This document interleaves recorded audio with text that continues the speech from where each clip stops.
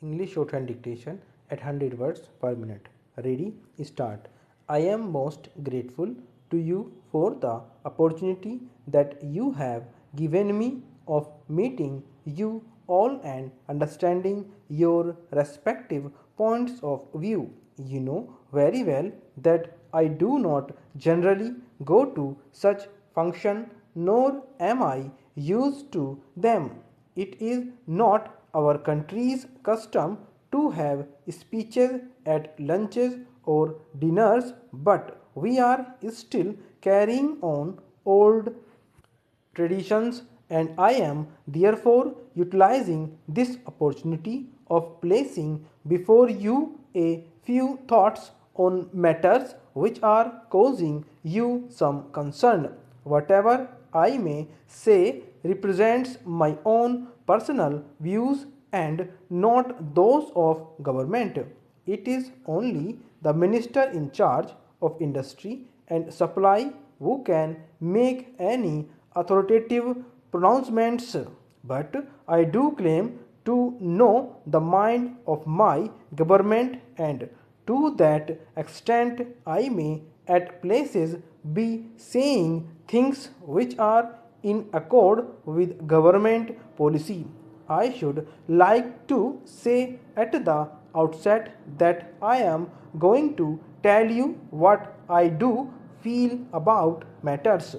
I am not given to changing my views because I am one from them after mature consideration and the fullest possible realization of the various pros and cons.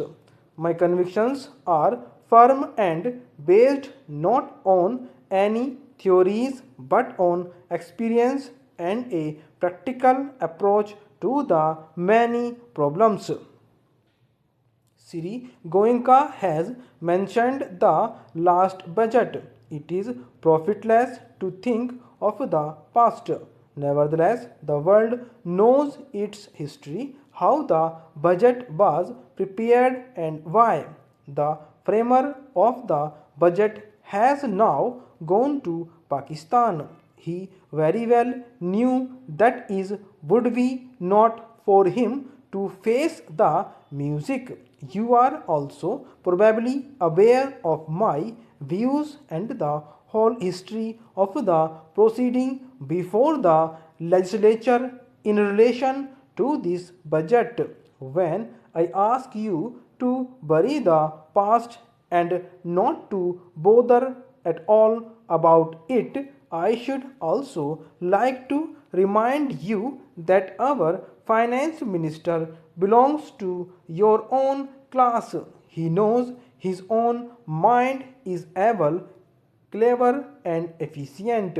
We deliberately appointed him to create confidence in the industrial future of India, the confidence which had been rudely shaken by the last budget. Our commerce minister is also an experienced industrialist. Dr. Mukherjee, the Minister for Industry and Supply, is not a congressman but an able, painstaking, and conscious public servant. I am quite certain that all these ministers would like to secure your cooperation in making India industrially great. All the ministers are popular representatives. They represent you as much as they represent the poor. You should therefore disabuse yourself of any impression that the cabinet is in any way hostile to your interests. We all realize that no country can prosper without industry, nor can labor in the modern sense survive without industry. We have a vast country with enormous potentialities.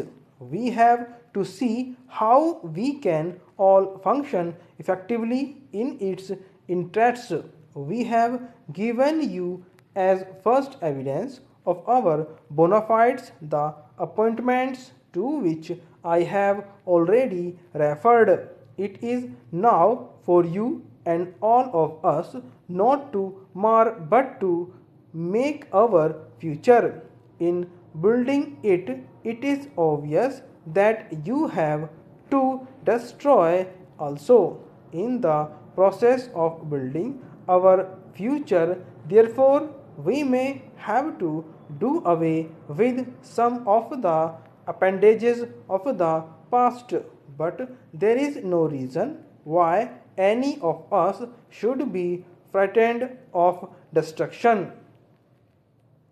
You have asked why we accepted partition. It is a long story, but you should be able to appreciate matters better because Calcutta had tasted the bitter experience of the League ministry. Businessmen thought of leaving the city, but I advised them to stay on because I was certain that no power on earth could take away Calcutta from India. Although, therefore, we all have to suffer the blow and shock of partition if we are able to extract good out of evil. I have not doubt that we shall eventually profit and not lose in the transaction. We have not to settle down to the task of reconstruction.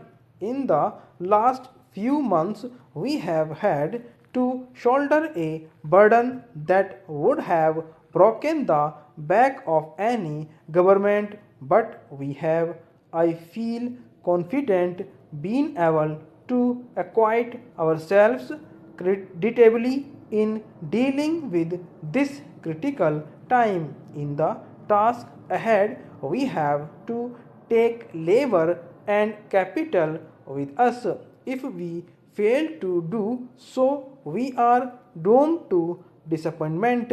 I have no doubt whatsoever that the conflict between labor and capital, and may I say also the government at this stage, would be nothing but ruinous to the country. We have just now finished one chapter of exploitation.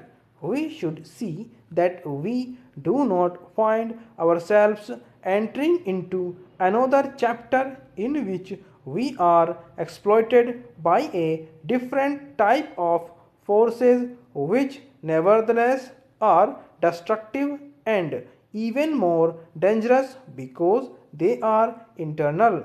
We must remember that socialism in England came after the latter had advanced considerably on the road to industrialization.